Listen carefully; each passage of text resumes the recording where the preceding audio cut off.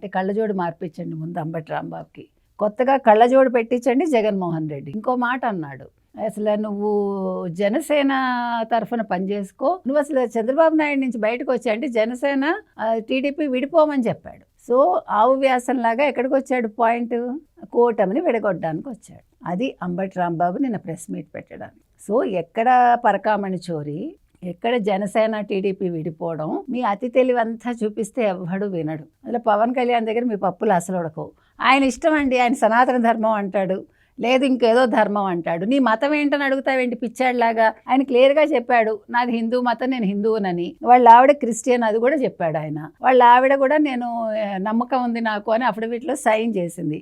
What else you need? Me Jaganmohan Reddy clarity లేదు. ఈ 4 గోడల మధ్య బైబిల్ చదువుతానంటాడు, బయటకు వచ్చాక నాది మానవత్వం అంటాడు, కానీ మనుషులు చంపిస్తాడు. అది ఆయన మానవత్వం. నీ కారు కింద నీ కార్యకర్త పడితేనే పక్కకి ఇచ్చేసి వెళ్ళిపోమంటాడు, అది మానవత్వం. మీకు అర్థమైందా?